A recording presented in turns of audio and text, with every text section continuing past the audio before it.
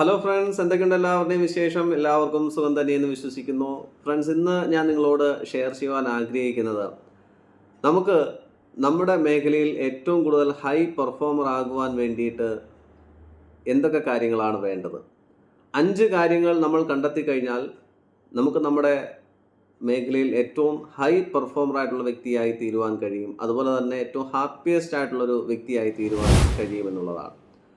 അപ്പോൾ അതിന് വേണ്ടുന്ന 5 കാര്യങ്ങളെക്കുറിച്ചാണ് ഇന്ന് ഞാൻ നിങ്ങളോട് സംസാരിക്കുന്നത്.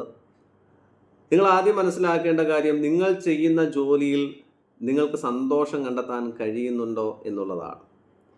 നിങ്ങൾക്ക് നല്ല സാലറി കിട്ടുന്ന ജോലിയായിരിക്കും ഉണ്ടാവുക, അല്ലെങ്കിൽ സാലറി കുറവായിരിക്കാം, അല്ലെങ്കിൽ നിങ്ങളുടെ ജീവിത സാഹചര്യം കൊണ്ട് നിങ്ങളൊരു ജോലി ചെയ്യുന്നതാകാം.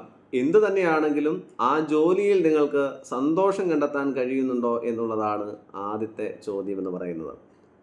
നിങ്ങൾക്ക് സന്തോഷം കണ്ടെത്താൻ കഴിയുന്നില്ല എന്നാണ് നിങ്ങളുടെ മനസ്സ് പറയുന്നതെങ്കിൽ, നിങ്ങളുടെ പർപ്പസ് എന്ന് പറയുന്നത് വേറെന്തോ ആണ്, അല്ലെങ്കിൽ നിങ്ങളുടെ ജീവിത ലക്ഷ്യം എന്ന് പറയുന്നത് വേറെന്തോ ആണ്. അങ്ങനെയാണെങ്കിൽ ഈ ജോലി ഞാനങ്ങ് രാജിവെക്കട്ടോ എന്നുള്ളതല്ല അതിനുള്ള ഉത്തരം എന്ന് പറയുന്നത്. നമ്മൾ ആ ജോലി ചെയ്യുക, ഒപ്പം തന്നെ നമ്മൾ എന്തിനാണോ ഇവിടെ വന്നിട്ടുള്ളത്, അപ്പോൾ ആ ഒരു ജീവിത ലക്ഷ്യത്തെക്കുറിച്ച് മനസ്സിലാക്കി നമുക്ക് അതിന് പാരലായിട്ട് പ്രവർത്തിക്കുവാൻ കഴിയണമെന്നുള്ളതാണ്. അപ്പോൾ ആ പർപ്പസിൽ നമുക്കൊരു വിജയം ഉണ്ടാക്കിയതിന് ശേഷം നമുക്ക് വേണമെങ്കിൽ ഈ ജോലിയിൽ നിന്ന് റിസൈൻ ചെയ്യാം, എന്ത് വേണമെങ്കിലും ചെയ്യാം. കാരണം ലക്ഷങ്ങൾ സാലറി ഉള്ള വ്യക്തികളാണെങ്കിൽ പോലും, ഈ അടുത്ത സമയത്ത് നമ്മൾ കണ്ടതാണ്, ഏതോ ഒരു ആശ്രമത്തിൽ ചേർന്ന് സന്യാസ ജീവിതം സ്വീകരിച്ചു. ലക്ഷങ്ങൾ സാലറി വാങ്ങിക്കുന്ന ഒരു വ്യക്തിയാണ്. അപ്പോൾ അദ്ദേഹം ആത്യന്തികമായിട്ടുള്ളൊരു സന്തോഷം അല്ലെങ്കിൽ സമാധാനം കണ്ടെത്തിയത് വേറൊരു രീതിയിലാണ്. അപ്പോൾ നമ്മൾ മനസ്സിലാക്കേണ്ട കാര്യം, നിങ്ങളിൽ ആരെങ്കിലും അങ്ങനെ എനിക്കൊരുപാട് സാലറിയുള്ള ജോലിയൊക്കെയാണ്, പക്ഷേ എനിക്കത് സന്തോഷമൊന്നും കിട്ടുന്നില്ല എന്ന് തോന്നുന്നുണ്ടെങ്കിൽ, നിങ്ങൾ ആ ജോലി ചെയ്തുകൊണ്ടേയിരിക്കുക. ഒപ്പം തന്നെ നിങ്ങൾക്ക് ഏത് മേഖലയിലാണ് കൂടുതൽ പ്രശോഭിക്കുവാൻ കഴിയുന്നത്, അതുപോലെ എന്ത് കാര്യം ചെയ്യുമ്പോഴാണ് നിങ്ങൾക്ക് ഏറ്റവും കൂടുതൽ സന്തോഷം കിട്ടുന്നത്, അതിൽ മാത്രമായിട്ട് ഒന്ന് കോൺസെൻട്രേറ്റ് ചെയ്യുവാൻ ശ്രമിക്കുക എന്നുള്ളതാണ്. അത് പാരലായിട്ട് തന്നെ സംഭവിക്കട്ടെ. അതിൽ നിങ്ങൾ തിളങ്ങുന്ന പക്ഷം നിങ്ങളുടെ ജോലിയിൽ നിന്ന് നിങ്ങൾക്ക് അത് സെയിം ചെയ്യാം, അല്ലേ? അപ്പോൾ ആദ്യം നമ്മുടെ ലക്ഷ്യമെന്ന് പറയുന്നത്, നമ്മുടെ പർപ്പസ് എന്താണെന്ന് കണ്ടെത്തുക എന്നുള്ളതാണ്. ഓക്കെ, അത് ആസ് എ ബിഗിനർ കുട്ടികളാണെങ്കിൽ പോലും നിങ്ങൾ ആദ്യം ചെയ്യേണ്ട കാര്യം നിങ്ങളുടെ പർപ്പസ് കണ്ടെത്തുക എന്നുള്ളതാണ്. 2 എന്ന് പറയുന്നത് സെൻസ് ഓഫ് പർപ്പസ്.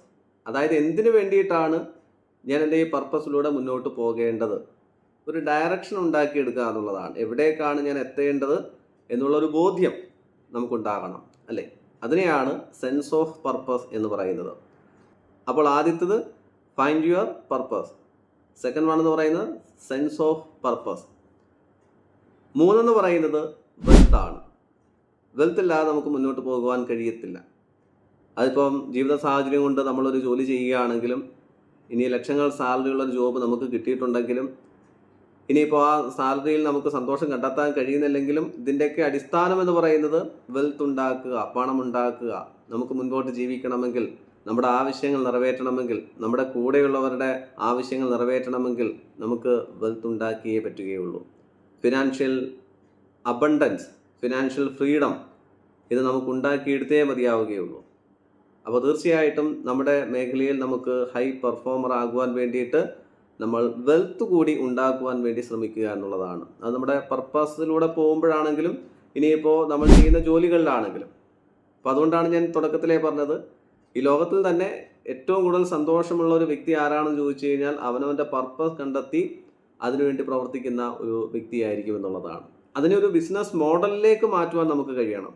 അതായത് എനിക്ക് ഏറ്റവും കൂടുതൽ സന്തോഷം കിട്ടുന്നത് ക്രിക്കറ്റ് കളിക്കുമ്പോഴാണ്, അല്ലെങ്കിൽ ഫുട്ബോൾ കളിക്കുമ്പോഴാണ്, അല്ലെങ്കിൽ എനിക്ക് ഏറ്റവും കൂടുതൽ സന്തോഷം കിട്ടുന്നത് TV കാണുമ്പോഴാണ്. ആ സന്തോഷത്തെക്കുറിച്ചല്ല, അതൊരു ഇൻസ്റ്റൻറ്റ് ഗ്രാറ്റിഫിക്കേഷൻ മാത്രമാണ്, അല്ലെ? താൽക്കാലികമായിട്ട് നമുക്ക് കിട്ടുന്ന ഒരു സന്തോഷം, അത് ലൈഫ് ലോങ് നമ്മളെ നിലനിർത്തുന്നതല്ല, നമ്മളെ സേഫസ്റ്റ് സോണിലേക്ക് കൊണ്ടുവരുന്നതല്ല.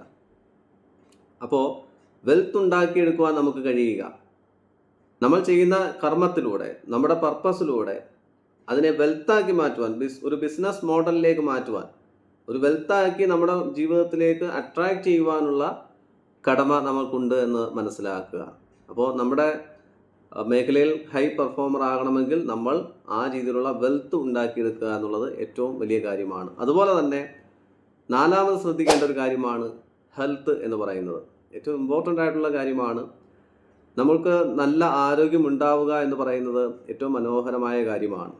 ഈ ഒരു 10-12 ദിവസമായിട്ട് എനിക്ക് അല്പം ശാരീരികമായിട്ടുള്ള ബുദ്ധിമുട്ടുകൾ അനുഭവിക്കേണ്ട ഒരു സാഹചര്യം ഉണ്ടായിരുന്നു. ഇപ്പോഴും എൻ്റെ വോയിസ് അത്ര ക്ലിയർ അല്ല എന്ന് നിങ്ങൾക്ക് മനസ്സിലായിട്ടുണ്ടാകും.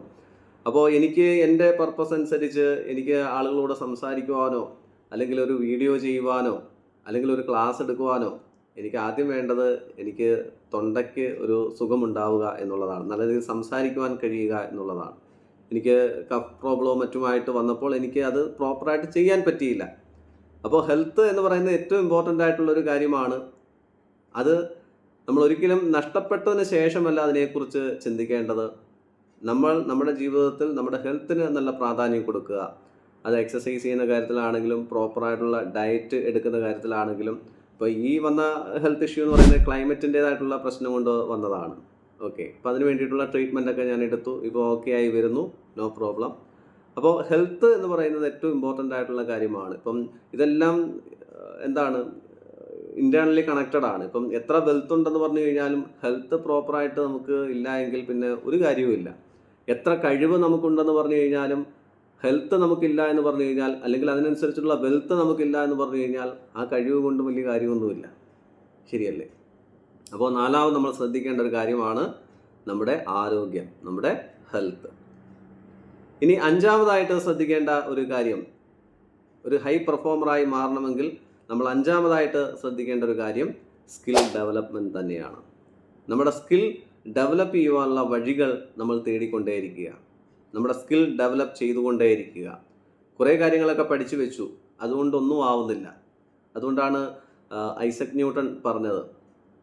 അദ്ദേഹം മരണശയ്യയിൽ കിടക്കുന്ന സമയത്ത് അദ്ദേഹം തൻ്റെ ശിഷ്യന്മാരോട് പറയുന്നുണ്ട്, ഞാൻ ഈ ലോകത്ത് നേടിയെടുത്ത അറിവുകൾ കടൽക്കരയിൽ നിന്നും ഒരു പിടി മണൽ വാരി എൻ്റെ കയ്യിൽ ശേഖരിച്ചതിന് തുല്യമാണ്. അപ്പോൾ അത്ര മാത്രമേ ഞാൻ നേടിയിട്ടുള്ളൂ. അപ്പോൾ ശിഷ്യനൊരു ചോദ്യം ചോദിച്ചപ്പോഴാണ് ഇത് പറയുന്നത്. ഇത്രയും വലിയ ജീനിയസ് ആയിട്ടുള്ളൊരു മനുഷ്യനാണ് അങ്ങ്, ഇപ്പോൾ താങ്കൾക്ക് എന്താണ് തോന്നുന്നത് എന്ന് ചോദിച്ചപ്പോൾ അദ്ദേഹം പറഞ്ഞൊരു മറുപടിയാണിത്. ഞാൻ നേടിയിട്ടുള്ള അറിവുകൾ കടൽക്കരയിൽ കിടക്കുന്ന മണൽ പരപ്പിൽ നിന്നും ഒരു പിടി മണൽ വാരിയെടുത്തതുപോലെ മാത്രമാണ്. അപ്പോൾ അത്രയും അനന്തമാണ് നമ്മുടെ ലോകത്തിൻ്റെ അറിവുകൾ എന്ന് പറയുന്നത്. അപ്പോൾ കുറേ കാര്യങ്ങളൊക്കെ പഠിച്ചു എന്നുള്ളത് കൊണ്ട് മാത്രം കാര്യമില്ല.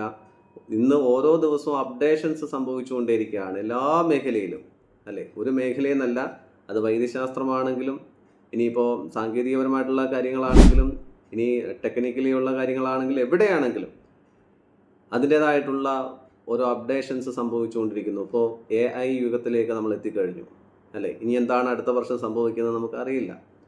അപ്പോൾ കാലത്തിനനുസരിച്ചിട്ടുള്ള സ്കിൽ ഡെവലപ്മെൻറ്റ് നമുക്കുണ്ടാകണം. അത് നമ്മൾ ഏത് മേഖലയിലാണോ പ്രവർത്തിച്ചുകൊണ്ടിരിക്കുന്നത് അല്ലെങ്കിൽ പെർഫോം ചെയ്തുകൊണ്ടിരിക്കുന്നത് അതിലേക്ക് ഇതിനെ ഇൻക്ലൂഡ് ചെയ്യാൻ നമുക്ക് കഴിയണം.